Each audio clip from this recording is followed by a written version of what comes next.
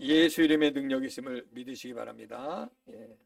우리가요, 예수 이름은 살아 역사하는 이름입니다. 그래서 여러분들이 그냥 살아있는 우리 사람 이름이나 역사책에 나오는 이름 부르면 그냥 그런 역사적 인물 이름을 부르는 거지만, 예수 이름은 역사를 하면 일을 하십니다. 능력이 있으세요. 그래서 여러분들이 예수 이름을 자꾸 부르시고, 또 뭐 할 때 우리 예수님 도와주세요, 또 우리 주님 감사합니다, 항상 이렇게 우리 예수 이름을 부르면 그 예수 이름의 능력이 우리 삶 가운데 역사하시는 것입니다. 믿으시기 바랍니다. 아프신 분들은 자기 아픈 곳에 손 얹고 예수 이름으로 기도하시고, 또 뭔가 하나님의 도움이 필요하면 예수 이름으로 기도하시면 하나님이 역사해 주십니다. 이게 믿음이에요. 그 이름을 믿는 것이 믿음입니다. 예. 자, 우리 옆 사람과 인사합시다. 예수님과 함께하면 행복합니다. 예. 한 번 더 이렇게 활짝 웃으시면서 예수님과 함께하면 행복합니다. 예. 예. 진짜로 행복하시죠? 예. 우리가 믿음 생활하시면서 여러분, 우리가 바라보는 것은 예수님입니다. 사람을 보지 않습니다. 예수님만 보는 것입니다. 우리 신앙의 목적도 예수님, 그죠? 우리가 영원히 바라봐야 될 분도 예수님, 이 땅에 사는 동안 의지할 분도 예수님. 예수로만 살 수 있기를 축복합니다. 그렇지 않으면 여러분 힘들어요. 이 세상이 얼마나 어렵습니까? 그죠? 예수님만 바라봐야 됩니다.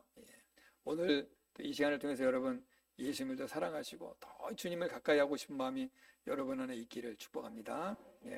오늘 말씀 함께 보도록 하겠습니다. 오늘 말씀은 시편 73편 28절 한 절입니다.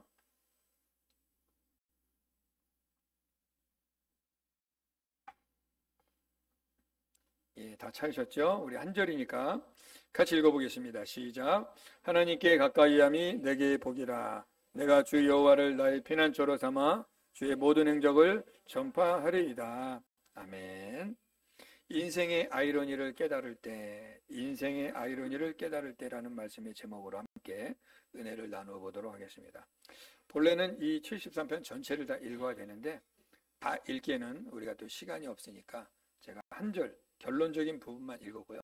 이따 설교 도중에 또 부분을 우리가 읽으면서 이 말씀의 내용을 좀 확인해 보는 시간을 갖도록 하겠습니다. 자, 우리가 살다 보면 좀 인생이 아이러니할 때가 있죠. 아이러니란 말은 어떤 말입니까? 도대체 앞뒤가 안 맞고 좀 이상스러운 일이 일어나고 이해할 수 없는 어떤 일들을 볼 때 우리가 참 아이러니하다, 그런 얘기하죠. 우리 인생에도 아이러니가 있습니다. 그냥 우리가 생각하는 어떤 계획대로 인생이 척척척 가는 것이 아니죠. 그렇죠? 여기 계신 분들 누구라도 저도 그렇고 자기 계획대로 인생이 되지 않습니다. 이것만 봐도 우리 인생은 내가 주인이 아니요, 우리 하나님이 주인이라는 것을 알 수 있어요. 우리는 앞만 보고 가지만 하나님은 우리 전체를 보고 가시는 분이십니다. 하나님은 전체를 이끌어 가시는 분이세요. 그래서 필요에 따라서 올리기도 하시고 내리기도 하시고 넣기도 하시고 빼기도 하시고 주시기도 하시고 거두시기도 하시고, 순서가 우리는 알 수가 없어요. 우리는 그때뿐이죠. 그러나 지나고 나면 그랬구나를 우리가 알게 되죠. 그래서 우리가 넓은 폭으로 우리 인생은 하나님이 이끌어 가신다라는 사실 여러분들 기억하시기 바랍니다. 그러면 어떤 일을 만날 때 당황하지 않습니다. 근데 이러한 마음이 없으면 그때마다 당황해요. 그때마다 막 그냥 뭐라 그럴까, 놀래고 두렵고 좌절하고 못 살죠, 여러분. 그렇죠? 그러나 넓은 면에서 이 모든 우리 인생에 일어나는 모든 이해할 수 없는 수많은 일들, 때로는 내가 알고 있는 일, 때로는 내가 계획했던 대로 될 때도 있고 안 될 때도 있고, 이런 많은 수많은 일들이 다 하나님의 섭리와 계획 가운데 진행되고 있다라는 것을 우리가 믿으시기 바랍니다. 그러면 여유가 생겨요. 그러면 담대해집니다. 오늘 우리가 읽었던 이 본문은요, 이 내용이 뭐냐면 이 시편 73편을 기록한 시인이 자기는 하나님을 신뢰하고 하나님의 말씀대로 살려고 참 부단히도 애를 쓰고 참 믿음 따라 살려고 하는데, 옆에 보니 악인이 이 자는 여호와를 알지도 못하고 하나님을 경외하지도 않고 아주 이 세상을 살아갈 때 아주 그냥 세상적인 방법대로 거짓말도 적당히 해가면서 적당히 속여가면서 적당히 나쁜 짓 해가면서도 사는데도 모든 일이 잘 된다는 거예요. 이 사람은 아프지도 않고 죽을 때도 고통도 없이 죽고 자기가 10개를 원했는데 100개가 와버리고 원하는 것보다 더 많은 일들이 되고 이 악인의 자식들은 그냥 형통하고 이 믿음의 사람은 그렇게 믿음대로 살려고 애를 써도 자꾸 어려움이 오고 고난이 오니 이게 아이러니가 온 거예요. 이게 뭐지? 지금 그 내용을 하나님께 기도로서 아뢰는 내용입니다. 우리 삶에도 이런 일들이 왕왕 있죠? 있으실까요? 자, 우리가 성경을 통해서 한번 확인해 보도록 하겠습니다. 자, 오늘 우리가 했던 시편 73편 1절부터 좀 길지만 14절까지를 우리가 저와 함께 교독합니다. 제가 1절 있고 여러분이 2절 있습니다. 하나님이 참으로 이스라엘 중 마음이 정결한 자에게 선을 행하시나 이는 내가 악인의 형통함을 보고 오만한 자를 질투하였음이로다. 사람들이 당하는 고난이 그들에게는 없고 사람들이 당하는 재앙도 그들에게는 없나니 살찜으로 그들의 눈이 솟아나며 그들의 소득은 마음의 소원보다 많으며 그들의 입은 하늘에 두고 그들의 혀는 땅에 두루 다니도다. 말하기를 하나님이 어찌 알랴 지존자에게 지식이 있으랴 하는도다.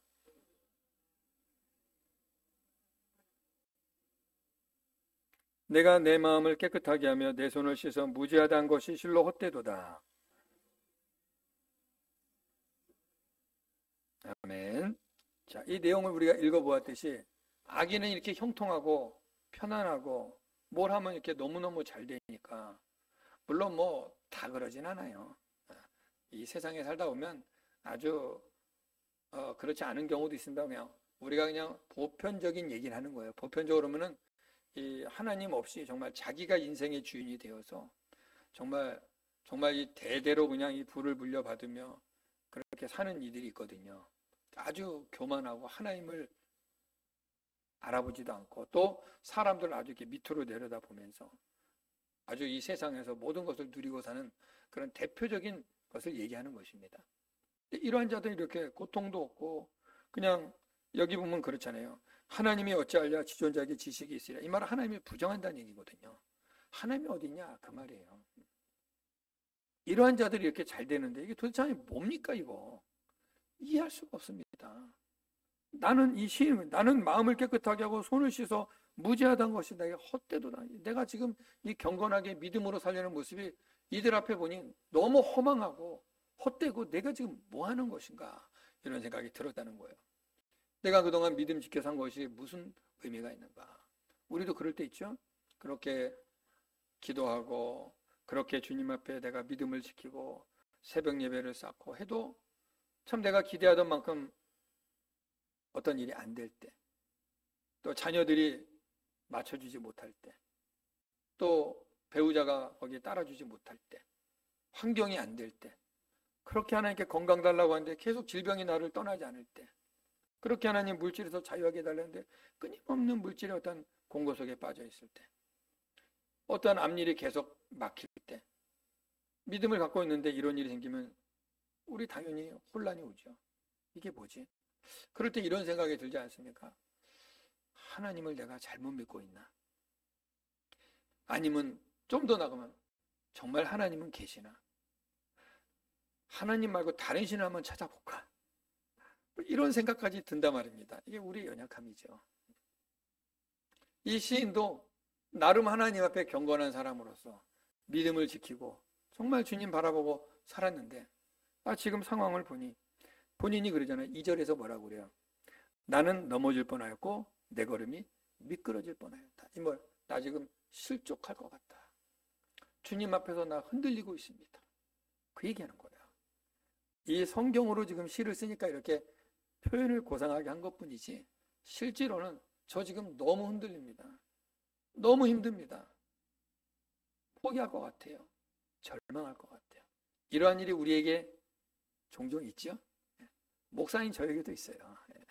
내가 기대했던 어떤 것들이 안 될 때, 내가 계획했던 어떤 것들이 그냥 너무 허망하게 한 뭐 50%라도 됐으면 말도 안 해. 아예 100%안 될 때, 기대했던 내가 꿈꾸던 그러한 것들 이게 안 될 때, 마음에 아픔이 있죠. 이거는 뭐 우리 모든 사람들이 살면서 겪게 되는 일들입니다. 더군다나 우리는 예수 안에 자들, 하나님의 백성으로서 믿음을 지키며 말씀 따라 사는 가운데서 오는 이러한 어려움 앞에 우리는 혼란을 겪게 되죠. 우리가 흔히 예수 믿으면 형통하고, 우리가 전도 받을 때 그런 말 다 들어봤을 거예요. 예수 믿고 복 받으세요. 예수 믿으면 복이 옵니다. 예수 믿고 축복 받으세요. 이런 말 듣고 그래, 예수 믿어볼까, 나도 축복받게. 그리고 오신 분들이 있거든요. 그런데 가다 보니 예수 믿었더니 더 어려운 일이 막 생기고 이런다는 거죠.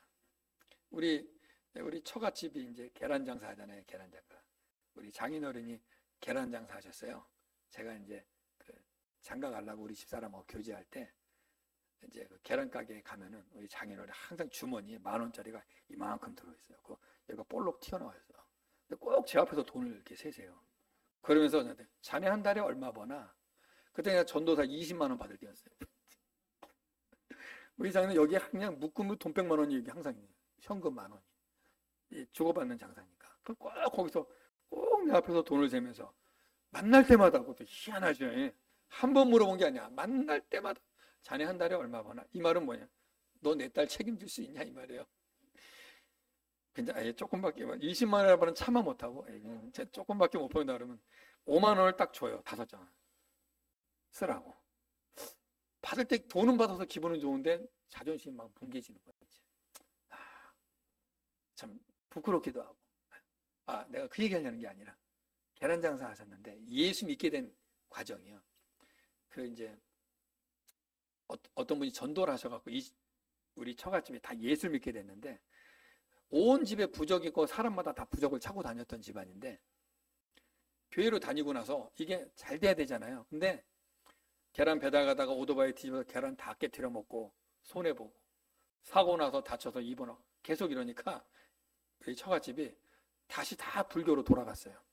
교회를 다니다가 안 되겠다, 우리 다시 하나님께로 갔다가 망하겠다 하고 다시 불교로 가가지고 다시 불교를 다닌 거예요.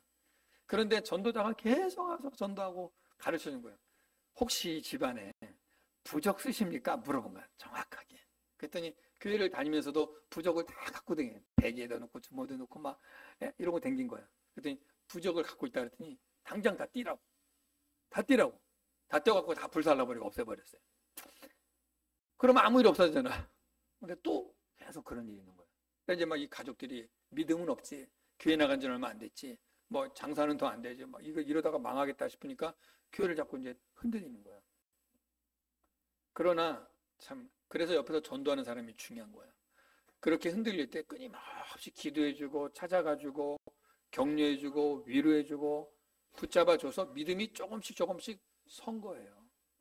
그래서 지금은 완전히 다 믿는 집안으로 바뀌었죠. 그래서 지금은요, 우리 장인어른 돌아가셨지만 우리 이제 그 셋째 아들 형님이 그걸 이어받아갖고요, 계란업계에 회장님이세요. 우리 대한민국에.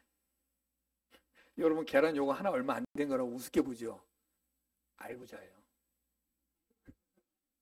계란 알부자. 진짜 이거 얼마입니까? 계란 하나가. 판으로 사서 몰라. 하나를 얼마인지. 어쨌든 요거 별거 아닌 것 같아도요, 이게 엄청나요. 이 대한민국의 업계 이거.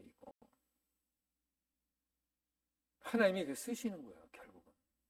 그래서 우리 형님이 섬기는 교회는 우리 형님이 웬만한 일은 다 재정을 다 해결해 주시더라고요. 뭔 얘기하려고 얘기하느냐? 결과는 이렇게 됐는데 그 과정이 너무 쉽지 않다는 거예요. 처음에 이 가정도 예수 믿고 복 받으세요 그 말에 온 거예요. 그래가지고 고생을 많이 했죠. 근데 여러분, 예수 믿으면 복 받는 건 확실합니다. 믿으십니까? 영생의 복을 받습니다. 이 땅에서도 복을 누려요. 실제로. 우리가 믿음으로 올바로 순종하고 가면 그 복은 임합니다. 우리가 조금 머리 굴리고 요리 빠지고 저리 빠지고 계산하니까 올 게 안 오는 거예요. 그래서 우리가 그건 좀 민감하게 여러분들이 좀 생각해 보셔야 돼요. 정말 여러분 주변에 한번 잘 보십시오. 정말 예수님 신실하게 진실하게 정말 순수하게 말씀 따라서 그대로 사는 사람들 보시면요, 그냥 복이 그냥 우리가 말하는 그 복이요 그냥 부드럽게 옵니다. 근데 조금 이렇게 힘들고 이런 거 보면 조금 내가 하나님 앞에 뭔가 해결되지 않은 부분들이 있어요. 그 부분들을 우리는 해결하고 지나가셔야 됩니다. 자, 이 시인이 오늘 이 딜레마에 빠져 있는 거예요. 나는 하나님을 이렇게 섬긴다고 했는데 왜 이런 일이 생겼습니까? 답이 안 보여요. 앞이 안 보여요. 혼란스럽습니다. 그런데 이 시인이 그 해답을 찾게 됐어요. 자, 17절을 보겠습니다. 17절 같이 한번 읽어볼까요? 시작. 하나님의 성소에 들어갈 때야 그들의 종말을 내가 깨달았나이다. 아멘. 하나님의 성소에 들어갈 때야 그들의 종말을 내가 깨달았나이다. 깨달았다는 거야. 뭐를? 악인들이 이 땅에서 이렇게 잘 되는 거에 대한 그 이유를 알았다는 거예요. 어디 들어가서? 하나님의 성소에 들어갔을 때. 그 전에는 눈으로 보이는 것만 본 거예요. 현실만 본 겁니다. 저 여러분도 이 땅에 살면 현실을 보면은 뭐 나의 삶도 그렇고 우리 가족도 그렇고 우리 사회도 그렇고 내가 속한 공동체도 그렇고 뭐 직장도 그렇고 이렇게 맘대로 안 되고 뭔가 이렇게 좀 아이러니한 일들이 좀 일어나고 우리 삶에 이해할 수 없는 일들이 일어나지 않습니까? 나에게는 이런 일이 없겠지 근데 덜커덩 올 때도 있고요. 이런 일이 어떻게 나에게 일어날 수가 있을까 싶을 때도 있잖아요. 이 답이 없는 것 같은 그런 때. 그런데 오늘 이 시인은요, 이걸 알게 됐다는 거예요. 어디에서? 하나님의 성소에 들어갈 때. 여기서 하나님의 성소라는 말은요, 하나님의 임재를 뜻하는 것입니다. 여러분, 우리가 이스라엘의 성막을 아시죠? 성막 안에는 성막들이 있고 성소가 있습니다. 성소는 성소가 있고 그 뒤에 지성소가 있죠. 성소에는요, 뭐가 들어있습니까? 떡상이 있습니다. 그 다음에 향단이 있고 그 다음에 7 촛대가 있습니다. 이것은 하나님의 임재를 상징하는 거예요. 하나님 말씀과 성도의 기도와 하나님의 은혜의 빛을 얘기하는 거예요. 그 다음에 지성소에 들어가면 뭐가 있습니까? 언약궤가 있습니다. 이 언약궤, 하나님의 언약궤, 그 안에 뭐가 있죠? 십계명 두들판이 있죠. 그 다음에 광야에서 먹었던 만나가 담긴 항아리, 그 다음에 아론의 쌍난 지팡이, 하나님의 임재를 상징하는 거예요. 하나님의 전능하심을 상징하는 것입니다. 거기에 들어가서 그것을 깨달았다는 거예요.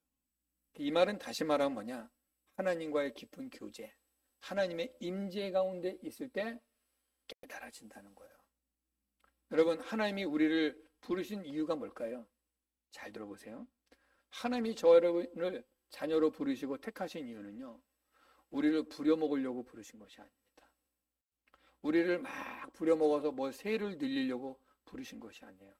제일 중요한 게 뭐냐면 저 여러분과 교제하시고자 부르신 것입니다. 교제하시고자. 저 여러분과 화평하시고자, 친교하시고자 부르신 것이에요. 그래서 하나님이 에덴에 아담을 만드신 거예요. 근데 아담이 하나님의 교제를 깨버리잖아요. 자기가 하나님 되고자 하는 그 마음에 하나님과의 교제를 질서가 깨져버리잖아요. 그래서 인간은 죄 가운데 빠지게 된 것입니다. 그래서 하나님과 교제할 수 있는 길이 막혀버렸죠. 이것을 하나님이 다시 회복시키시기 위해서 결국은 본인이 오셔야 되는 거예요. 누구도 이 일을 해결할 사람이 이 세상 사람 중에 없어요. 그러니까 하나님이 인간의 몸을 입고 오셨습니다. 그분이 바로 예수 그리스도입니다. 하나님이 인간의 모습으로 오셔서 인간의 언어로 표현해 주시고 인간의 말로서 하나님 나라를 설명해 주시고 하나님이 어떤 분이신가를 본인의 행동으로 보여주신 거예요. 그리고 우리가 그 죄로 인하여 영원히 멸망받아야 될 그 자리에 본인이 올라가신 것입니다. 그로 인하여 우리와 하나님의 관계가 다시 회복되게 된 거예요. 하나님은 저와 여러분을 부르셔서 뭐 하시기 원하냐? 교제하시기 원하십니다. 이게 바로 하나님의 임재 가운데 거하는 거예요. 말씀과 기도와 예배와 찬양 가운데 거하는 거예요. 우리의 삶 전체가 하나님의 임재 안에 거할 수 있기를 축복합니다. 저 여러분이 하나님과 이렇게 교제한 거 주님 기뻐하세요. 오늘 이렇게 예배 자리에 나온 거 하나님이 기뻐하십니다, 여러분. 우리가 이 하나님과의 교제는 신경 쓰지 않고 뭔가 막 일만 하고 뭔가 막 쌓기만 한다면 하나님은 원하지 않습니다.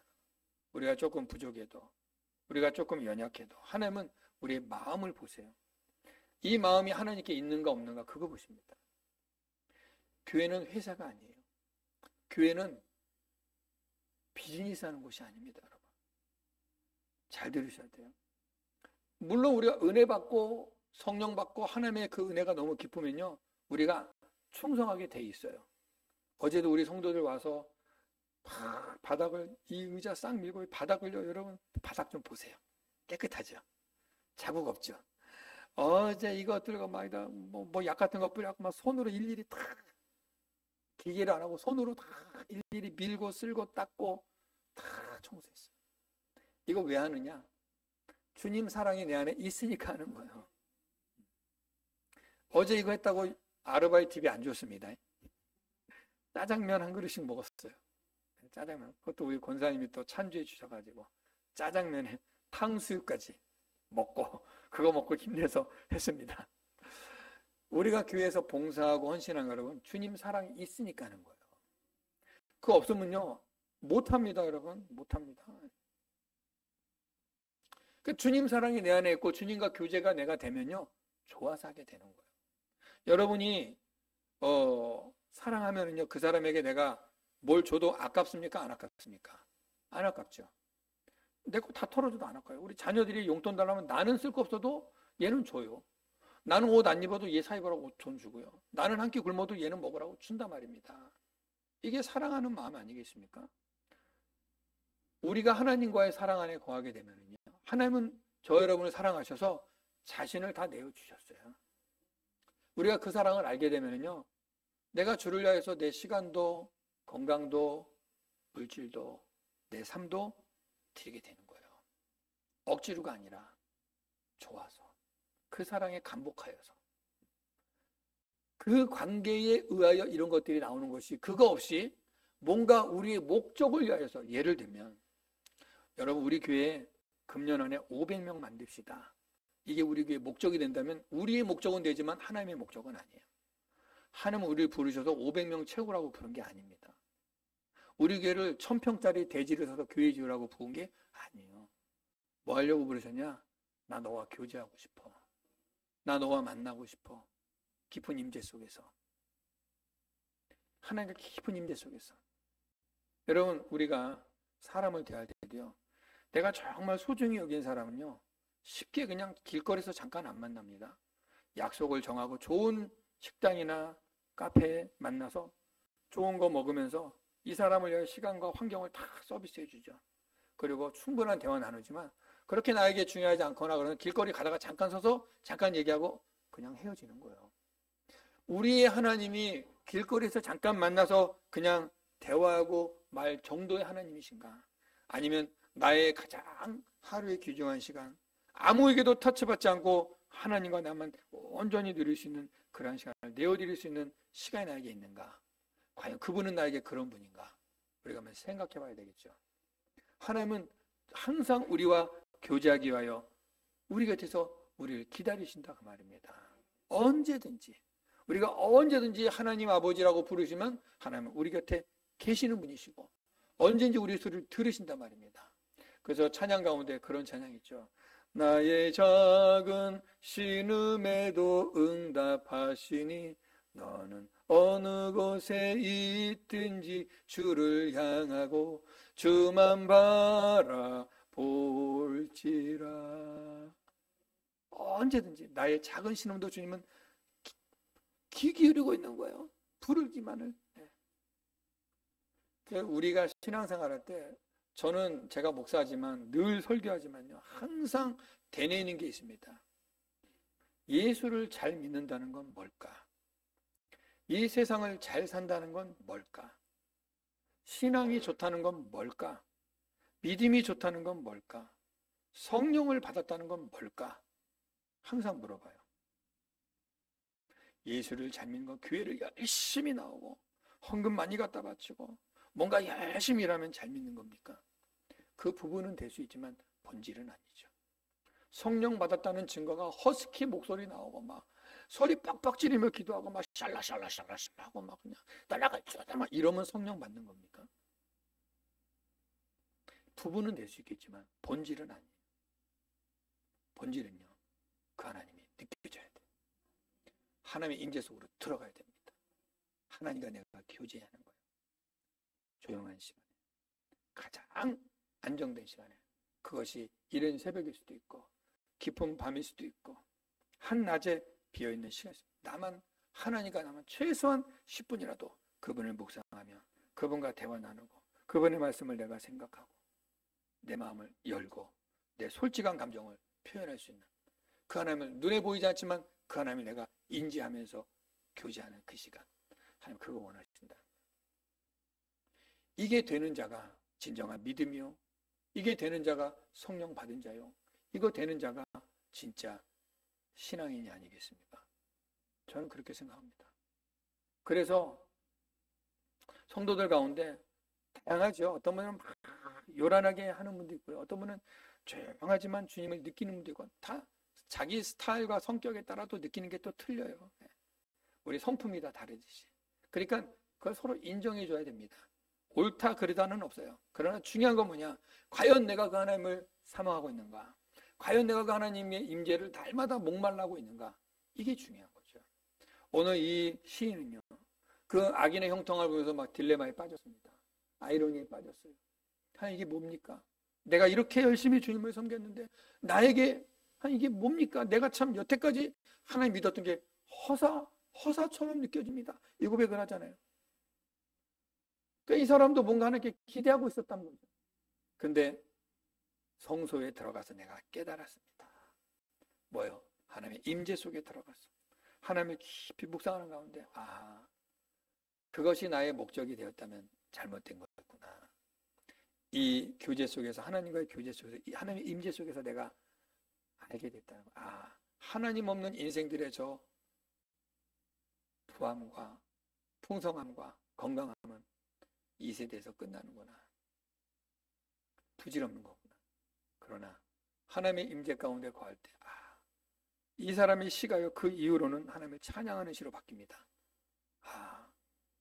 하나님이 나를 기억하고 있구나. 만물의 창조주가 내 이름을 기억하고 있구나. 나를 알고 있구나. 여기에 담대해지는 것입니다.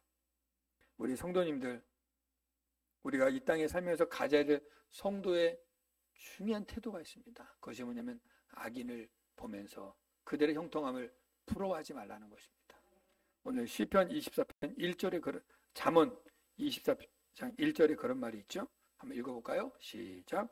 너는 악인의 형통함을 부러워하지 말며 그와 함께 있으려고도 하지 말지어다. 또 19절. 너는 행악자들로 말미암아 분을 품지 말며 악인의 형통함을 부러워하지 말라.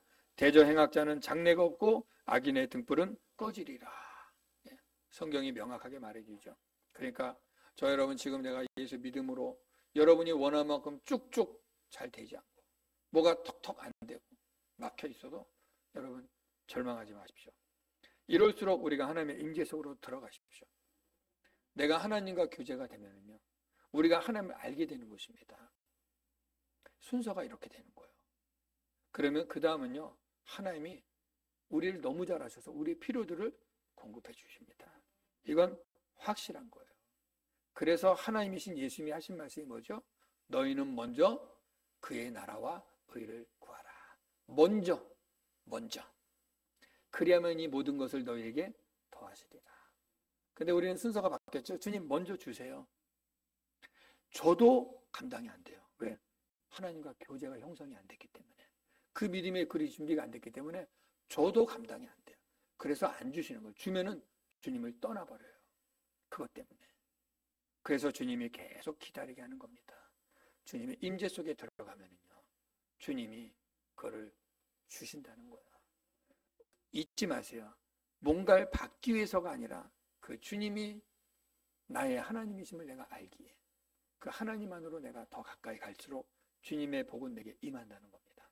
그래서 오늘 말씀의 본문의 마지막 다시 한번 읽어볼까요? 오늘 본문, 자, 다시 읽어봅시다. 본문 28절 시작.